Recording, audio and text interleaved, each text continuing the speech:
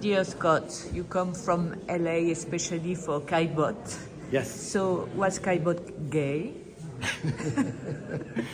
After all, this is a point in a way, right? Well, I think for us it's not exactly the point. If you're coming to the show for new insight about his intimate life, you're not necessarily going to find that. The way we think about the show is, it's not so much this question of Caillebotte's sexuality that we're interested in. It's a question of gender expression and painting and a kind of a vision of masculinity that interests us, that we kind of get from his painting. We can speculate about his sexuality, and people will inevitably do that. And I think there are pieces of biographical information that one can pick and choose to make the argument, but the fact is that we don't have real first-hand testimony or private letters. Nothing at all. It's not kind of Marcel Proust of paintings. No.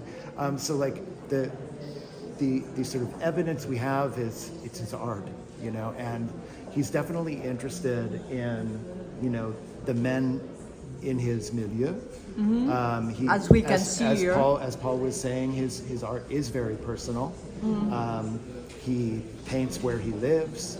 He paints his immediate neighborhood. He paints, his social circle, which is largely men. And I think he's also growing up at a time when what we would use the word homosocial institutions kind of structured his life, from the time he was a student in an all-boys school to the time, then in his legal studies, his military service, his studies as an artist, and then when he's joining these various amateur associations like the Paris Yacht Club. So, his whole life is structured around these male-dominated groups and associations. But as it was for all the men at that time. But the interesting thing is that he really makes this kind of the subject of his art. And I think in some ways, because he was so independently wealthy and a real amateur, and considered himself an amateur in the sense that he did not need to make a living from his painting, he was free to paint what he wanted, and there weren't the same commercial pressures to do saleable subjects. And maybe it was true then, as it's perhaps true now, that pictures of men don't necessarily sell as well as pictures of women do. So that's why you are questioning the genre. Well, I think there's a lot of things happening, and he's also part of a very competitive avant-garde milieu of artists, yes, and trying to make a space for himself in this environment with Degas and Monet and Renoir, and I think in some ways he plays with the gender codes of painting too, to distinguish himself. And it's not the full story, but it's part of the story.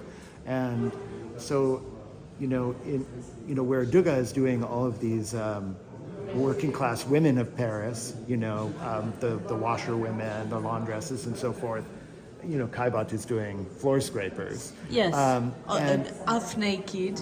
And so a lot of his male subjects that he's choosing, there's an iconographic innovation there, because these are rare subjects or new subjects for painting. And I think his desire to be a really audacious modern artist who's at the kind of forefront of the painting of modern life, these male subjects that he knew best, that were part of his everyday life, whether it was workers in his family's employ or his well-to-do bourgeois friends, bachelor friends.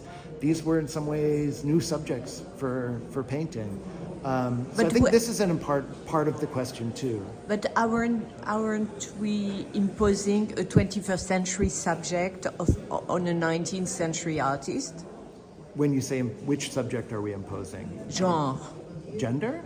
Well, I mean, no, I don't think so. I mean, gender difference was a cultural construction in the 19th century, perhaps even more strongly than it is today. Just the terms of it were different. Yes.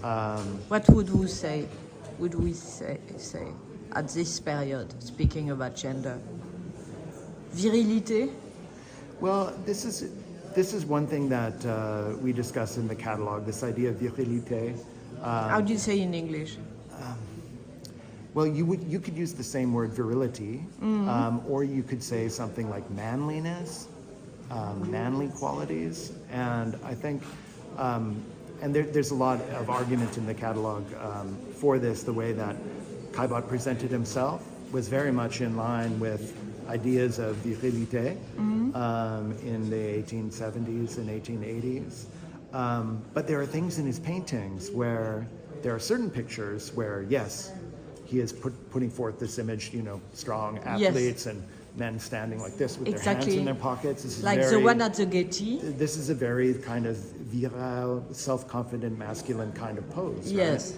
Right? So there is this image in his art, but then there are other images, where there's the men are presented maybe in a more languid or passive or vulnerable way, which are perhaps surprising. So what interests us is that masculinity was a subject that really fascinated him and sustained his interest and curiosity as an artist, and he presents a range of complexity and nuance in this, which is unusual for the time, and which is why I think we find him interesting, that it doesn't really boil down to simple cliches like Caillebotte is the painting of virilité, because he's showing men in public and in private, indoors and outdoors, in stereotypical masculine context, but also in contexts that at the time were stereotyped as feminine. All these sort of domestic interiors with men in them. This is something kind of unusual. Like these other artist friends of his aren't painting their male friends in their private apartment. It's not such a common genre at the time. But Degas does it. There's a little bit, but Caillebotte really, it's the amount and the he's focusing on that. He's really focusing on it. So I've no answer to my question. Finally. About whether Caillebotte was gay. Well, it's funny that this is the first question you asked me, because I provoke you. But every time I talk to people at the Getty and the development of the show, the first question is always, but was he gay? And we didn't find any. So my answer to this is this is the kind of question where there's the risk of imposing our understanding of what gay identity today means onto a moment when the terms of the discussion about male sexuality were different. And there's a whole essay in the catalog about this. And so for me, it's this idea of gender expression, which does intersect with painting and his project as a painter, and this image of masculinity that his paintings suggest.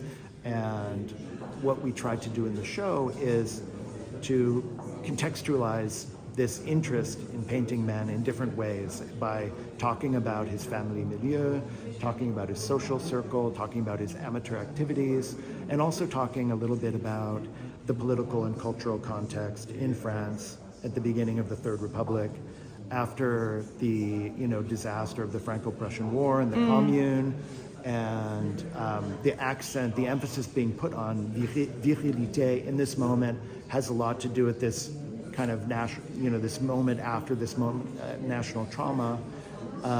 There's a new cultural emphasis placed on virility that Caillebotte is definitely a part of. So we're also talking about that, and also political notions that were obviously very relevant at the time of fraternity, as being a very active concept. That's for interesting, Caillebotte. because we lost that, right? Yeah, and I think, but this idea of fraternity is very important to understanding Caillebotte and understanding his activities.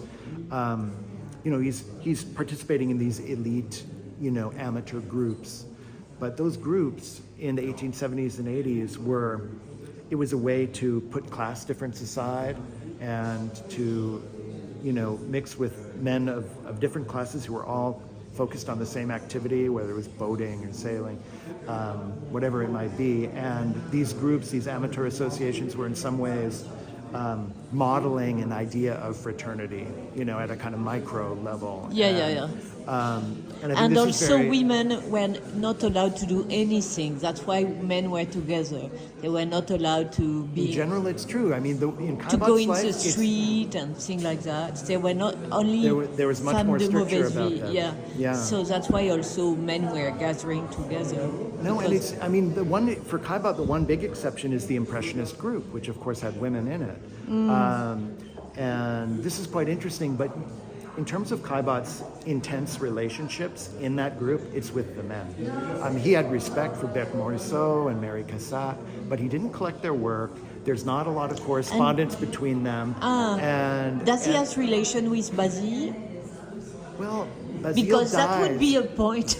No. In some ways, Caillebotte in the Impressionist group takes the place of Basile, I think, in a way. In his, because in terms of male bathers and things, Yeah, like yeah. Basile is the one who's doing this, but he, of course, is killed in the war. And Caillebotte doesn't emerge as an artist until, 3 or 4 years after that. So I'm not sure that they knew each other. This would be a question for Paul Perrin, who Okay. is a Basile expert. Exactly. So you don't answer to my question. Merci, monsieur. I honestly don't know the answer. I think there is a lot of homoerotic potential in his painting, if That's one's it. looking for it.